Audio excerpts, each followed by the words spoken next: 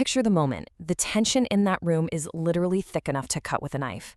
International Olympic Committee President Kirsty Coventry steps right up to the podium, final envelope in hand. She says, "The International Olympic Committee has the honor to announce the host city."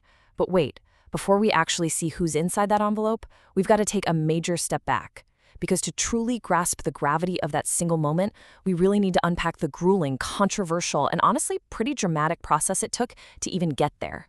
Today, we're doing a chronological countdown to one of the most intense days in modern sports history, the dramatic voting day in Toronto on July 17, 2037, that decided the host of the 2044 Olympic Games.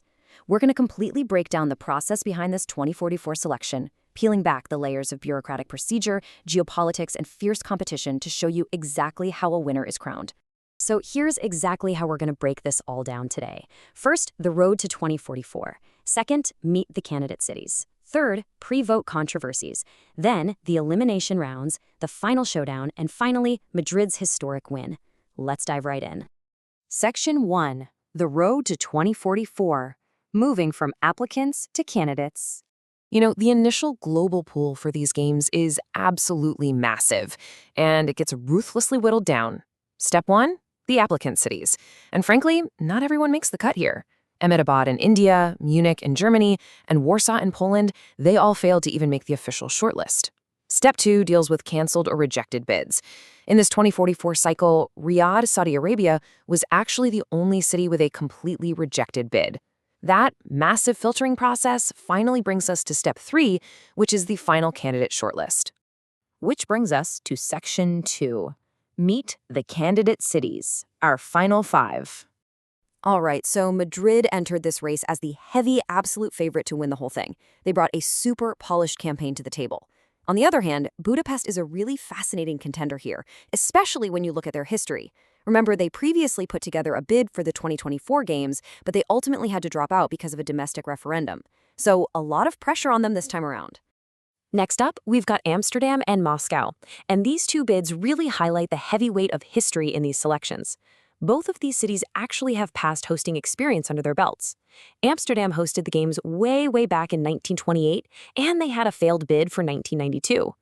Meanwhile, Moscow previously hosted in 1980, and they also carry the baggage of a failed bid for the 2012 Games.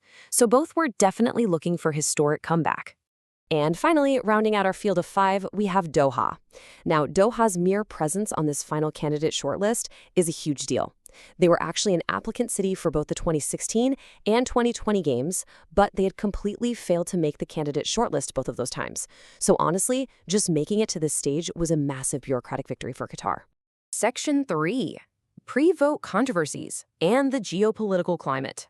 So just days before the vote, intense pressures started mounting against both Moscow and Doha. Ukrainian protesters and demonstrators were actively opposing and calling for a total boycott of Moscow's bid. This was, of course, a direct response to Russia's 2022 attacks and the damage inflicted on Ukraine. At the exact same time, Doha was facing a totally different but equally intense social media uproar.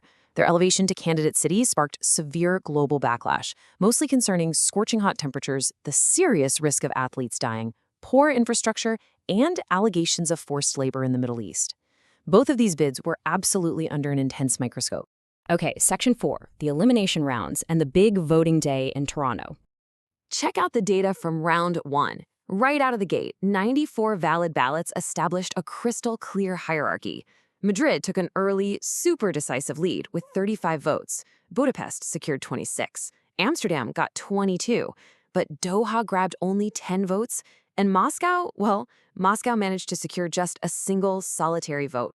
And the immediate consequence of that vote was swift. IOC President Kirsty Coventry got up on stage and announced, with only one vote, the city of Moscow is eliminated for the next round. It's kind of impossible to ignore the impact of the geopolitical climate here, right? The massive controversy and those calls for a boycott directly correlated with a one-vote exit for Moscow on the very first ballot. Let's roll into round 2 and see how this builds. With Moscow out, the pool of valid ballots slightly increased to 95. And notice how Madrid just expanded its lead, climbing from 35 up to 39 votes. Budapest and Amsterdam also saw slight bumps, moving to 28 and 24 respectively. But look at Doha for a second. Their support completely collapsed, falling from 10 votes in round 1 all the way down to just 4 votes in round 2. The writing was pretty much on the wall at that point. Kirsty Coventry returned to the mic to announce, with 4 votes, the city of Doha is not participating in the next round. Just like Moscow, Doha's geopolitical and infrastructural controversies resulted in a really swift elimination. Those intense concerns over heat, labor, and infrastructure simply proved to be an insurmountable hurdle inside that voting room. So, the absolutely crucial point here is that we are now down to just 3 cities. Take a look at this round 3 data. The number of valid ballots jumps up to 99. The tension on the floor in Toronto is seriously mounting. Madrid just continues its steady upward march, hitting 43 votes. But the real drama here, it's that incredibly tight race for survival between Budapest and Amsterdam. Budapest manages to pull away just slightly, securing 33 votes, which leaves Amsterdam trailing at the bottom of the pack with 23. And that officially sealed the fate of the Dutch bid. Coventry confirms them out to the room, stating, with 23 votes, Amsterdam will not participate in the final round. Amsterdam bows out, ending their hopes of repeating their 1928 hosting duties. And with that single sentence, the elimination rounds are over, setting the perfect stage for the ultimate head-to-head showdown. Section 5. The Final Showdown. Madrid versus Budapest. All right, here is the final tally for round 4. With 122 valid ballots cast, Madrid secured a frankly commanding victory. They captured 72 votes compared to Budapest's 50. It wasn't even a squeaker. It was a definitive 22-vote margin of victory that officially crowned Madrid the undisputed winner of the host city election. Which means we've now circled all the way back to where we started this explainer. Coventry stands at the podium. The envelope is finally opened. The text inside reads Madrid 2044. She shows it to the room and declares the winner is Madrid. The grueling process, the rapid-fire sequential eliminations, all those shifting votes, it all culminated in this exact moment of triumph for the Spanish capital. Section 6. Madrid's historic win and a legacy fulfilled. You see, this victory isn't just about a successful 2044 campaign. It's the culmination of a relentless, multi-generational journey. Think about this. Madrid suffered a failed bid for the 1972 Games. Decades later, they tried again and failed for 2012. They immediately tried again and failed for 2016.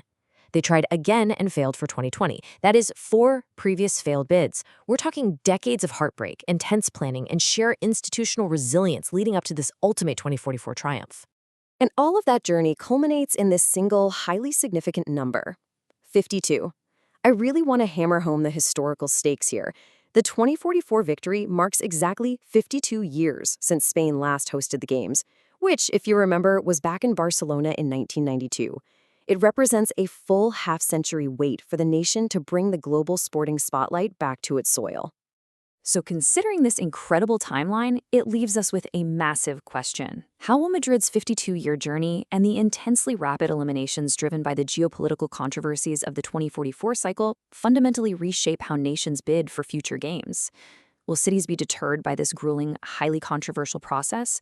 Or will Madrid's ultimate victory inspire a whole new wave of relentless, decades-long campaigns? Thank you so much for exploring this fascinating process with me today.